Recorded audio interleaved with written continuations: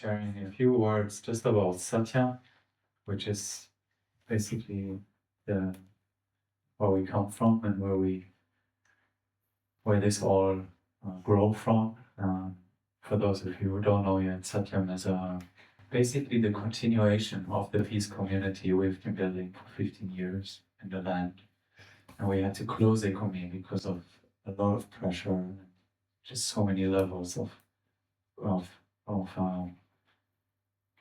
not being able to hold it anymore with the safety with really ensuring safety for everyone, having compromised safety of people, having penetrated and people being hurt, having gotten hurt. We decided we're not powerful enough to really keep everyone safe, and we made a choice to close down.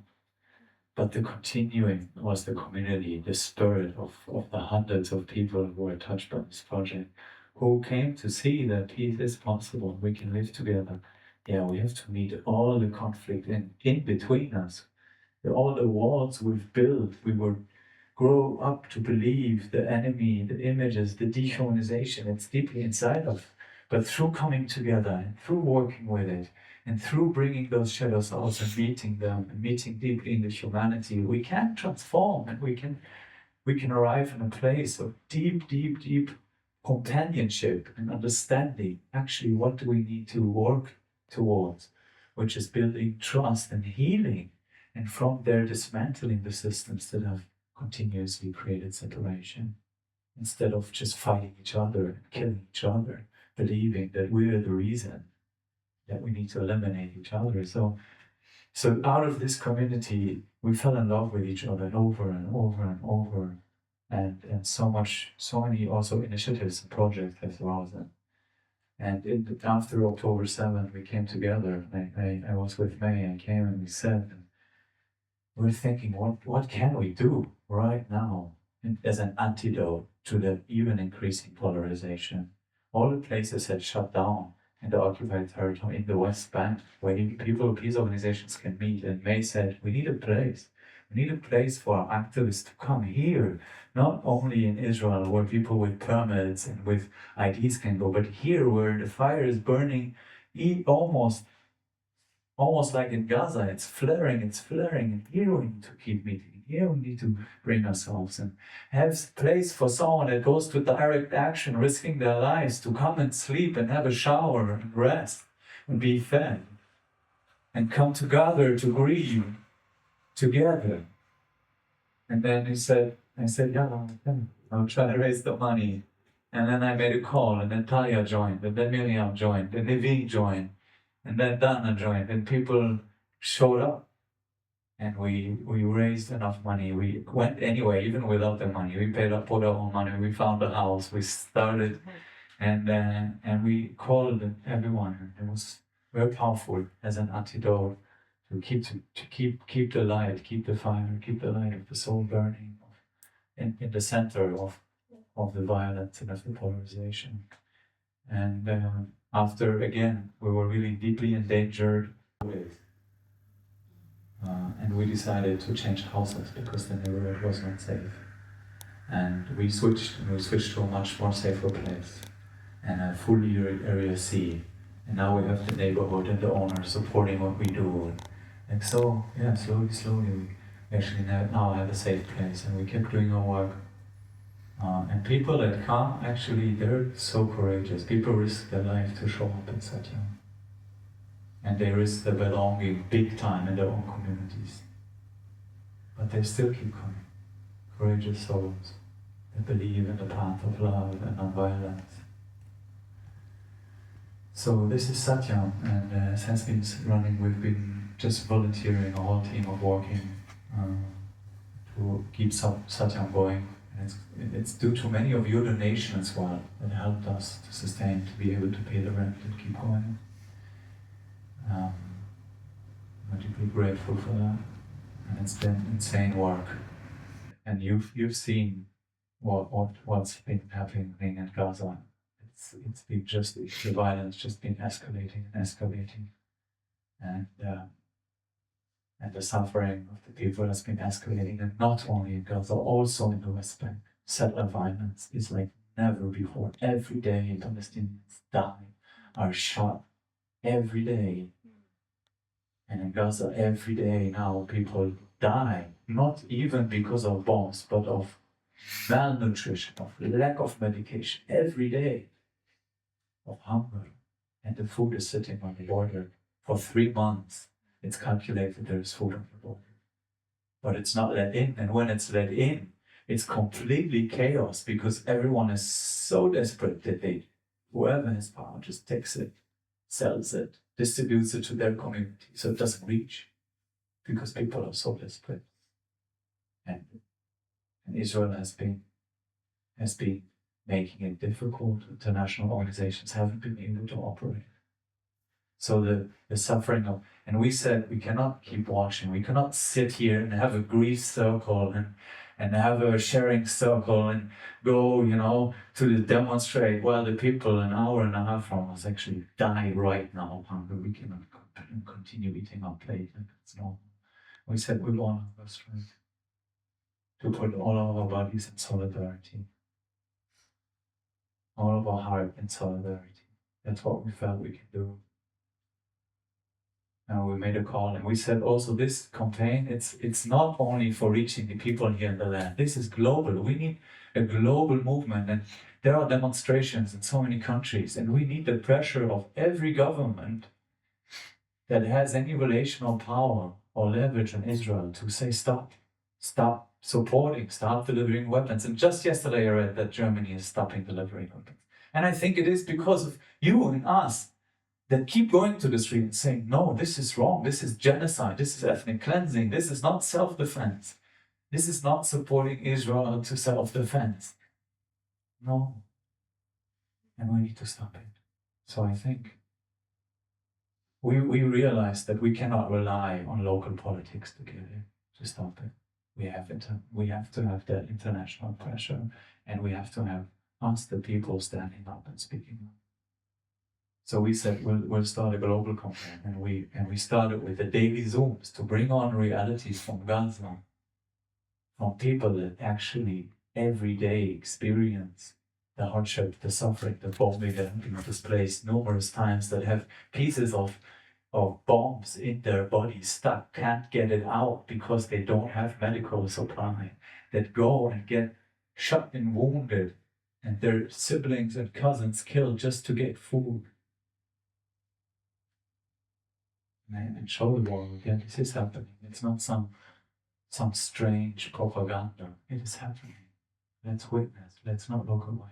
What can we do? And also to bring the reality of the West. People being displaced, their whole homes being erased. Let's witness. Let's be with that. Let's not look away. Globally. And that doesn't mean that we look away from other places. In Sudan, 15 million are starving. In Yemen.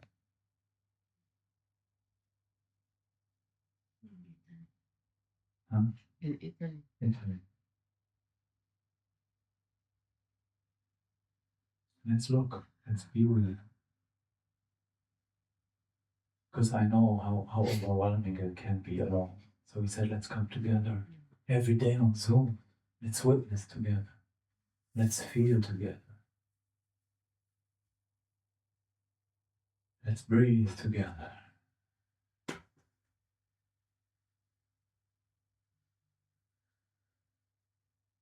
And let's explore how we can help. What we can do. But it needs to start with witnessing and feeling. We are rehumanizing together. Remembering how deeply we care, how deeply it actually hurts.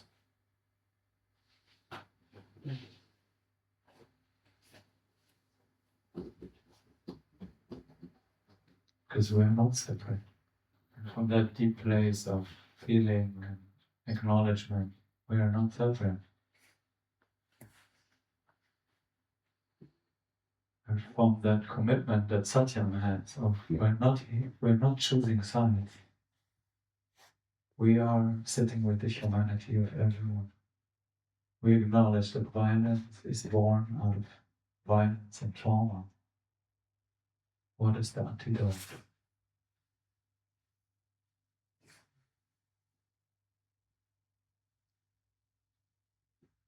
And we believe the antidote is to feel. The antidote is to feel together. Community.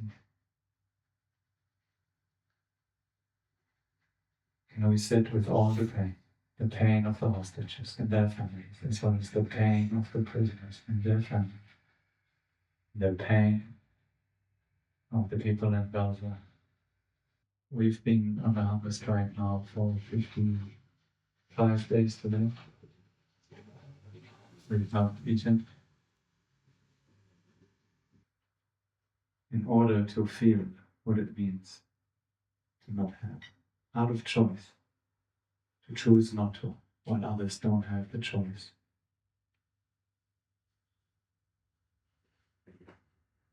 And we've invited, and hundreds of people have joined us for a week, for 3 days, for a day, for one meal a day, but eating something out that leaves you in the comfort, to step out of comfort, to solidarity with us. And that's an invitation that's ongoing, because it is a question to you: what helps me to come into more deeper solidarity? Helps me feel my heart more, feel my care more.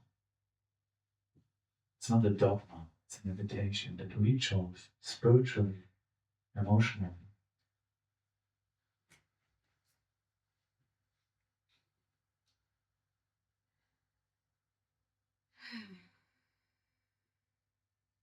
And we have said that we will not kill ourselves.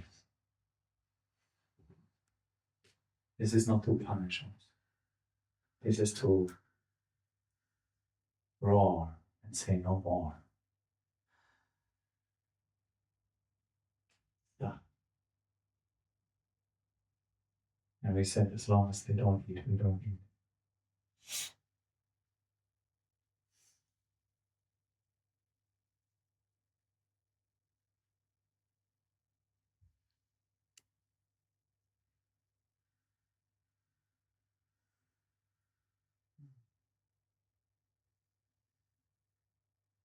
And about a week ago, I felt that my body was getting extremely weak, and my heart was getting extremely weak.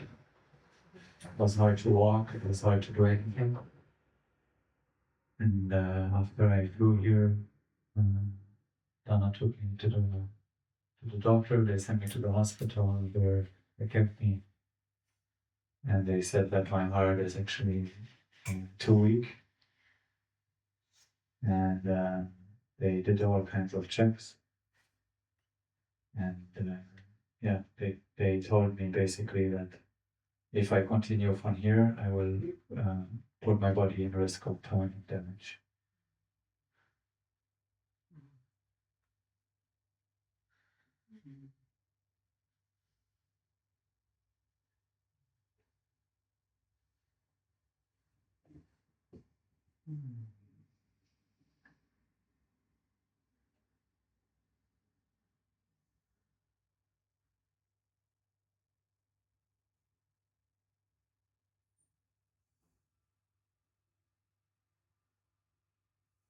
And it's hard because I can now choose to go back to take.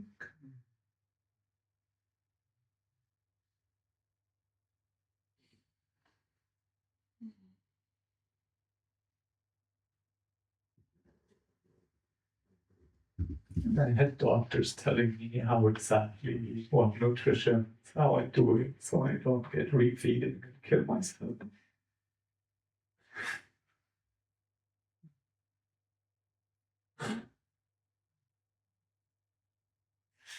I don't know how many people right now in Gaza, their heart is failing them because they don't have food.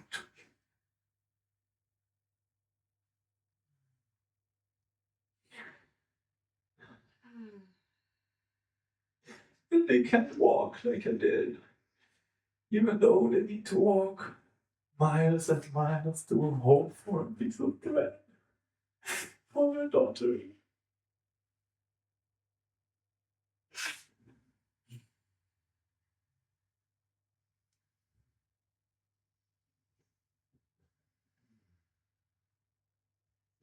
And we don't have doctors to care for them, to give them nutrition, and measure their blood and examine their heart.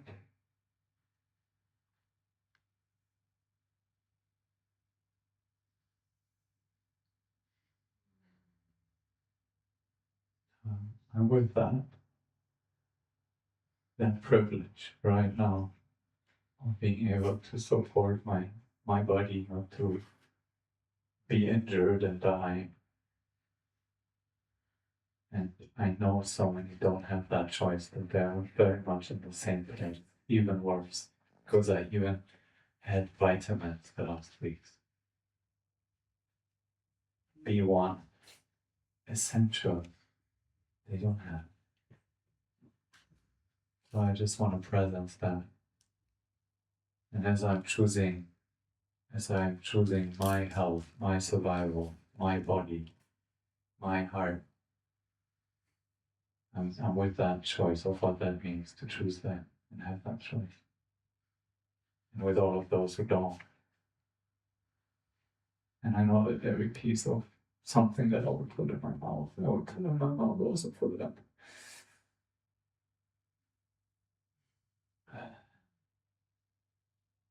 But it's hard. Part of me doesn't want to stop. Wants to continue. And now, May will share in a moment. She will continue with the hunger strike, and I will start taking it some minimal, slowly building, slowly giving my body nutrition. Yeah. My daughter's calling. And as I do that, we're now speaking with our team. How can we continue the campaign? Because nothing has stopped. People in Gaza are still starving. They're still starving. So we will continue.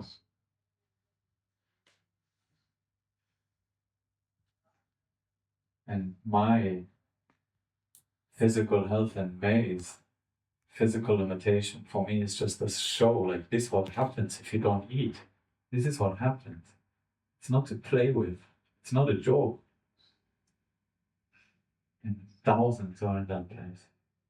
And we need to act now. So our campaign will continue. And we invite you to journey with us, to continue, to do what we can.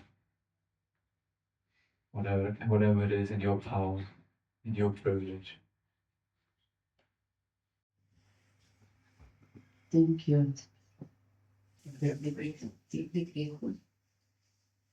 Let me, and it's also not something to take for granted that they, Alon and I and David and Dana and others are sitting in the same space.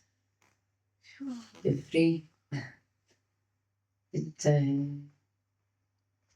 this is maybe the second time we've moved out of the country that we come together in Germany. Yeah, we were here already in Germany once a few years ago with Maya, and this is maybe the second time. In 14 years? Yeah, in 14 years.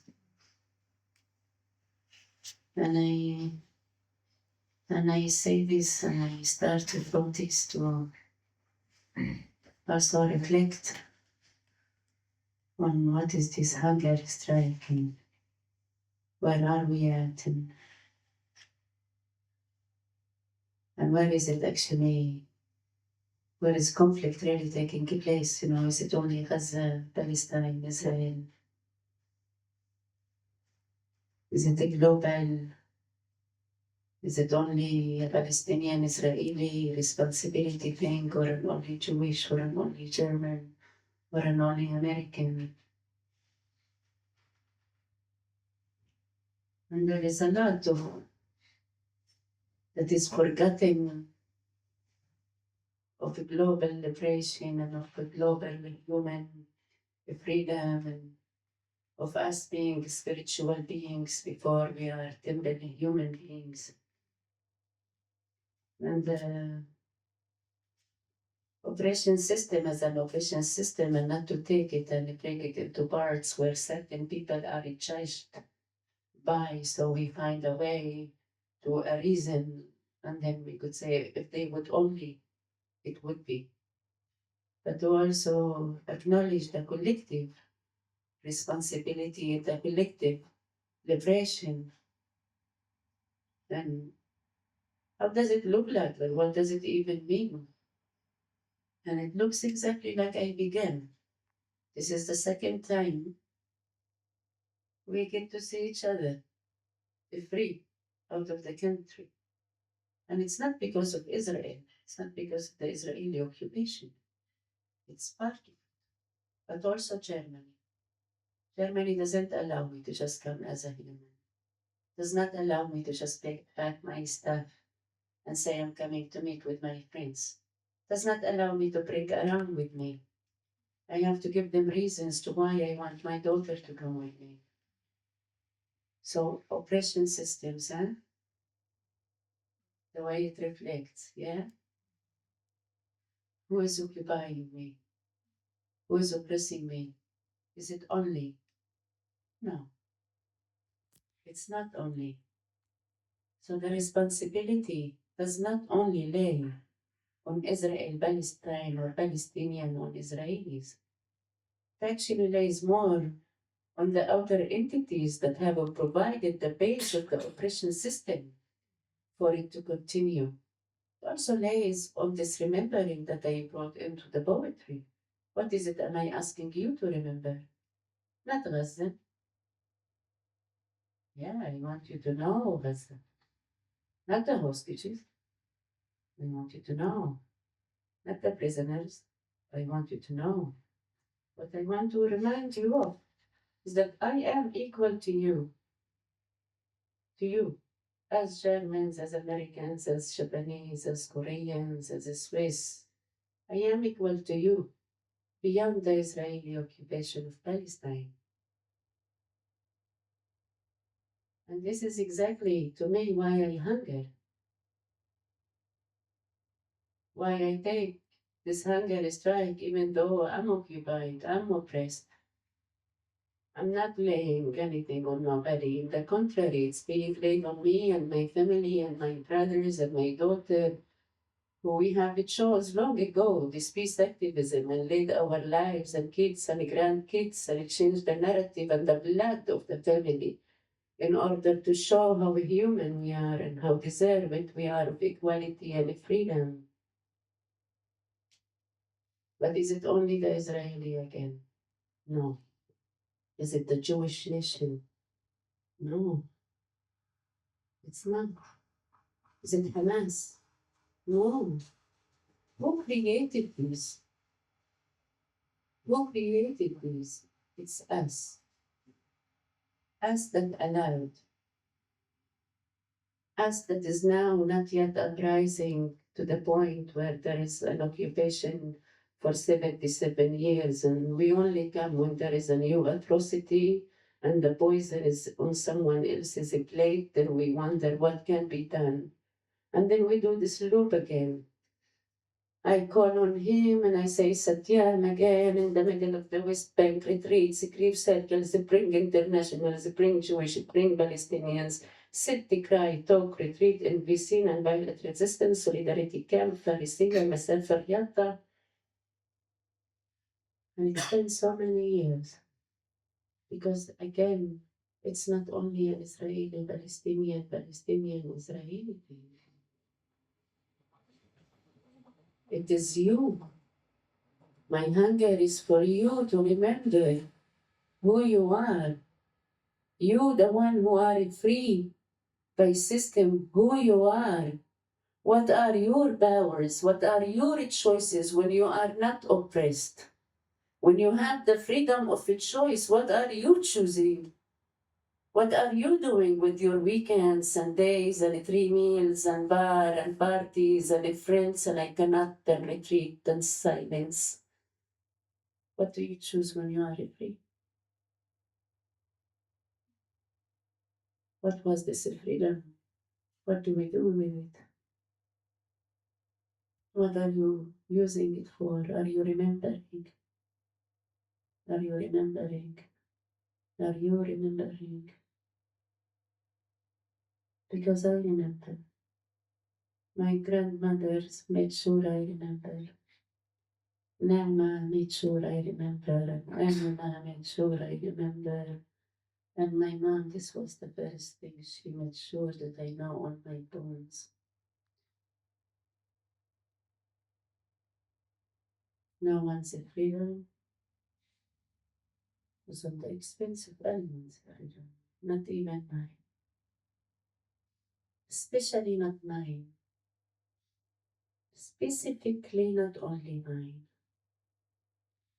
On the expense of no one's freedom. Not the Jewish again, not no one again shall my freedom depend on.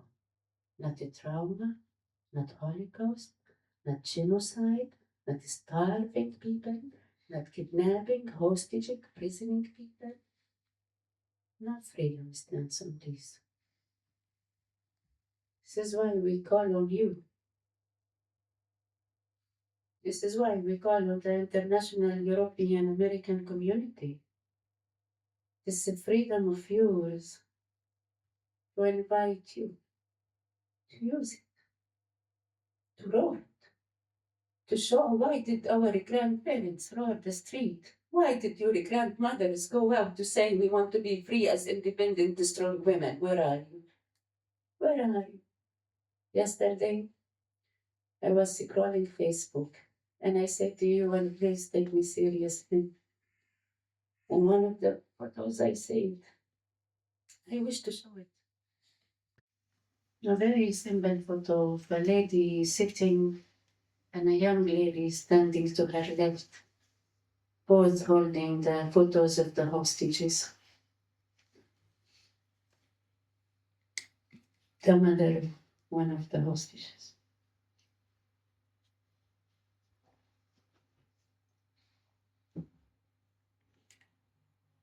And on the other photo, it's actually a video, is a 12-year-old Palestinian boy coming back from the humanitarian aid with the bullet stuck to his throat. And he's telling people that he has the bullet stuck on his throat. To Palestinians from Gaza. And one of the men around him is responding to him saying, تخافش تخافش خليك زلم, don't be scared, stay a man.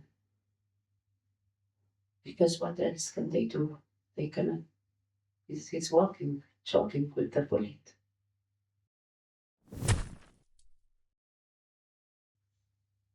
Left alone, whether in Tel Aviv or in Gaza, it's not mattering to the world. You cannot enter Gaza, so why aren't you not in Tel Aviv? Why aren't you not in the West Bank? What's happening there for you? You cannot bring food to Gaza. Shall we wait until the West Bank starts? This is it. Women leaving Germany, killing kids, cutting limbs, separating families, bombing Mother Earth. Mother Earth, all the projects that are called ecology. You want to save Mother Earth? Stop weapon industry. You want to save? You want to be an environmental activist? Bless you. We are with you. We honor you. Stop weapon industry. Stop polluting the sea with weapon industry with pumps that goes into the sea as well. Stop making it a graveyard in Gaza, in the West Bank, in Sudan, in Yemen, in Syria, in Iraq, in Lebanon. I know maybe it's hard. Not maybe, I know it's hard. I know it's painful. I know we are dazzled by what should we do and between what I want, what I wish for, how I want tomorrow to be. I want tomorrow to be free with my daughter,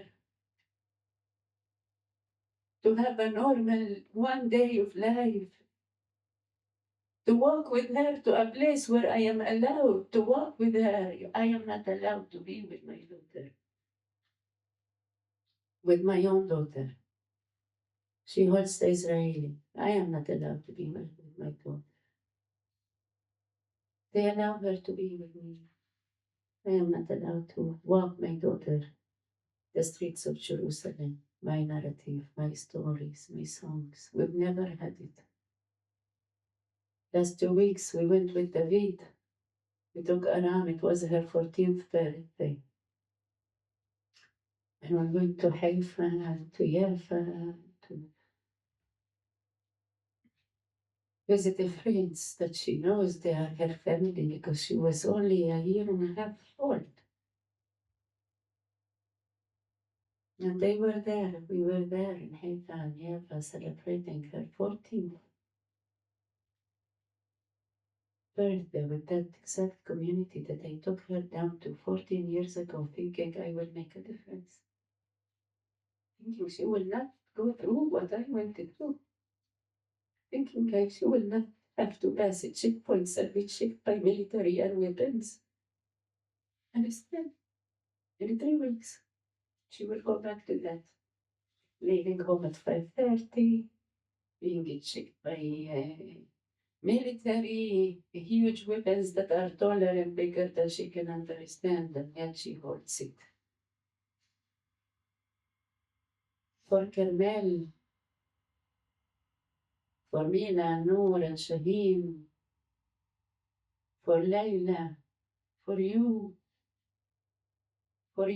to know and to acknowledge that the power that you have and the freedom that is given to you is not only for you.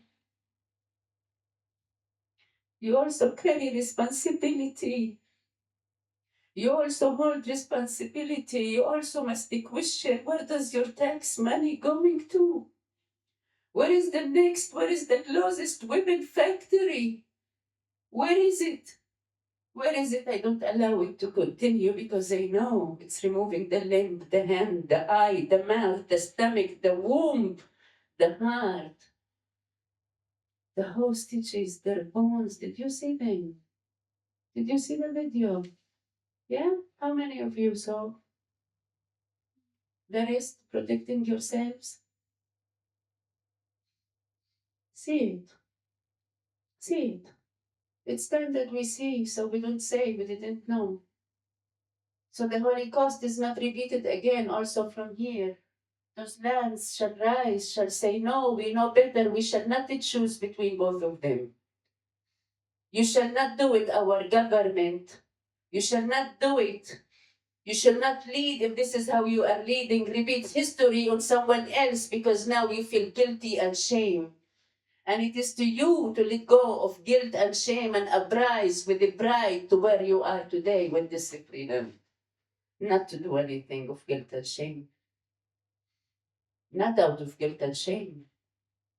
No, the invitation is not out of guilt and shame, but appreciation to your freedom,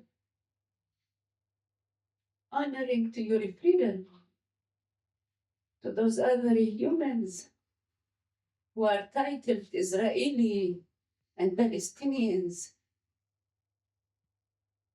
to stand, to come, to hunger, to roar, to write, to take videos, to walk around, to educate. Yeah, not to sleep so. Yeah, not to eat 3 meals. Yeah, not to go to retreats. It's not time. It's not time to be silent. It's not time to eat. It's not time to retreat. When your house is on fire, you want everyone there. You absolutely want everyone there. If one of your kids is sick, you absolutely want the whole gods to come down to your knees so they are well again. So is it up to us?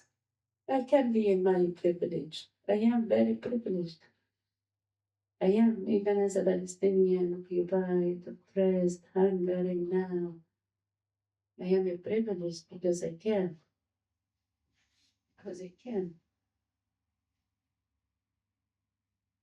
Because I can. Because love gave me bits of a freedom to be here. And this is what I want to use it for. Not to go for walks, not to eat, not to enjoy. There is no place. There is time now to say never again, never again, never again, never again on anyone, anyone, Arab, Muslim, Jew, atheist, no one, no one, because we are all the same, equal. This is why we hunger. This is why we started Satyam. Satyam means the truth as it comes. And just like you want your truth to come, everyone deserves for their truth to come, to be honored, to be seen. It is not only a political movement. It's not only in this politics do we change. No, it's a new spirituality, and this is a reminder for us. It is our spiritual reminders to who we are. Who we are. Who am I to you? Who are you to me? What am I choosing to now do?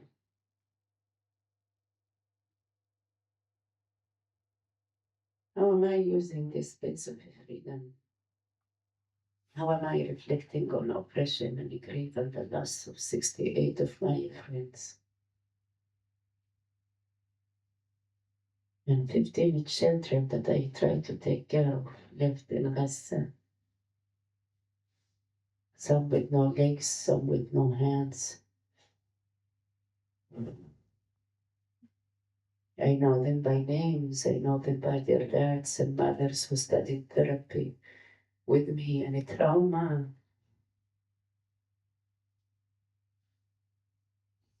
They are no more. They left. They don't left 15 kids.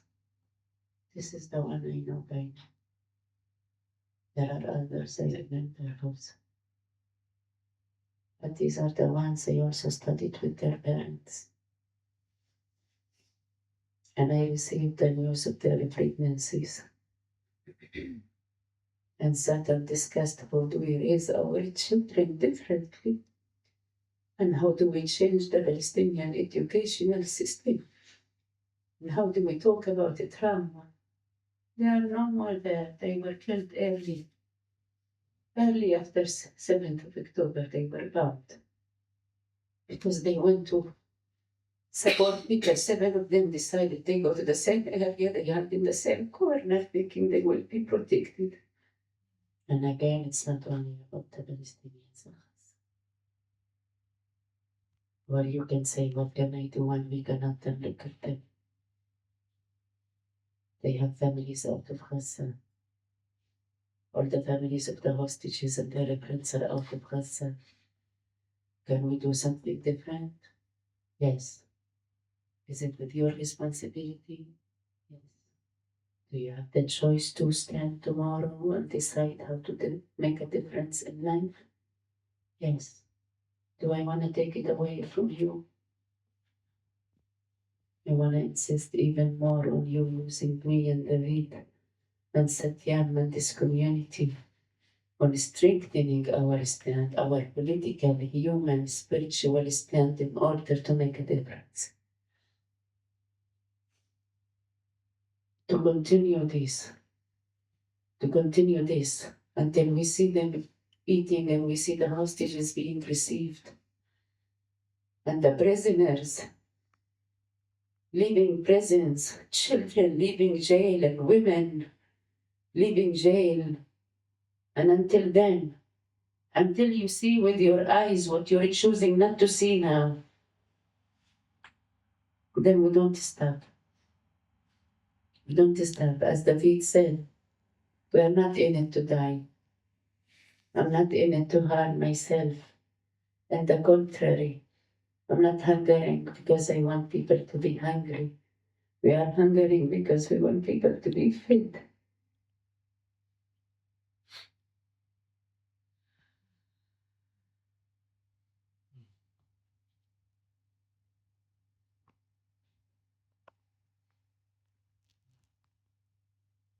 We want food not to be a reason to dying.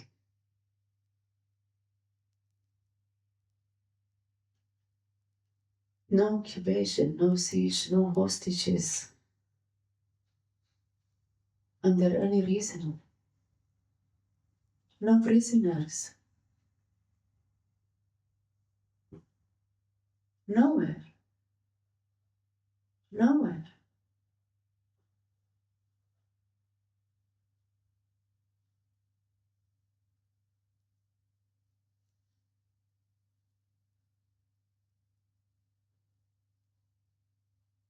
I carry all of you,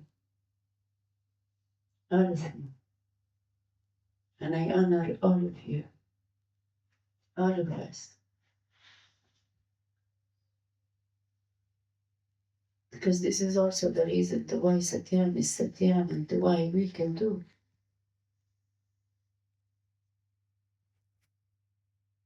And yet, how do we come more? How do we do more? How do we create more? How do we grieve more? And then we also understand that it's in all of us to free all of us. It's on all of us, especially the ones that can, especially the ones that now can. What are you doing? What are you doing for the Palestinians? What are you doing for the Israelis? What are you doing for your home countries? What is Germany doing with this freedom of yours? What is happening here with the use of your freedom? Your independence? Is it in the price of what? In the price of what? And what can we do in togetherness that this shall end for all of us? One call to end starvation, to free prisoners and hostages, complete end of oppression, occupation, everywhere, and to honor each other again. To honor each other again.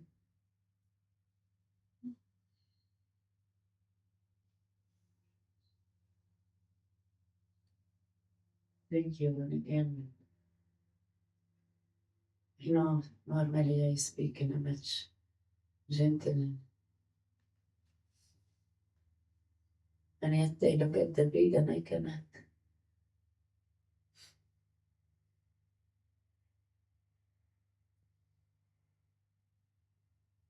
I thought we will last longer.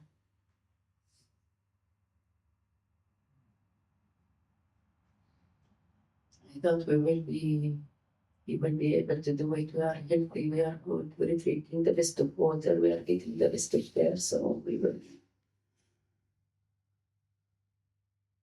And to see him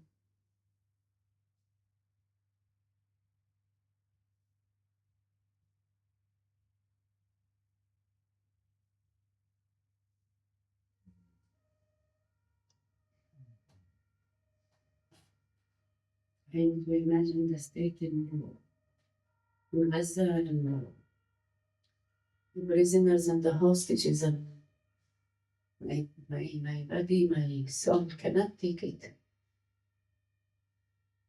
If even us, we are feeling it, and his heart and the body and the bones, and in 55 days, and then what does it mean to a 5-year-old? What does it mean to the prisoners in jail, hostages in tunnels, in darkness?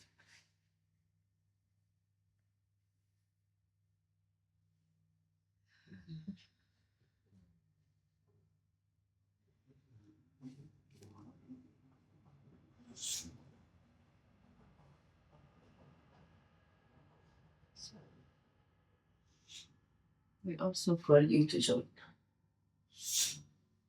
We also call you to come, call you to stand. You can hunger for 1 day, you can hunger for 2 days, you can hunger for 3 days, you can hunger for 1 week.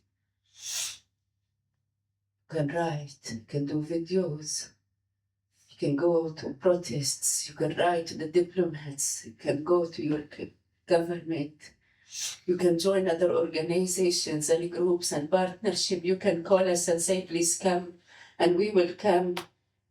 We will come, we will sit wherever you want us to sit. We will join whatever you ask us to join, a protest, a community, a synagogue, a church, whatever that it takes, a mosque, whatever that it takes. We invite you to do it. We ask you to do it. We actually call upon you to do it. And we are with you. I am with you. We are with you, however you want us to be, wherever you want us to go, to come, to sit, to speak, to roar. We come. We will come. We will come. So please come. Please call. Please join. Please hold. Please speak. Please see.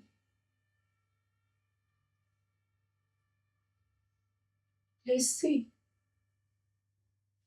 So we don't continue to repeat history. So this will really end for all of us.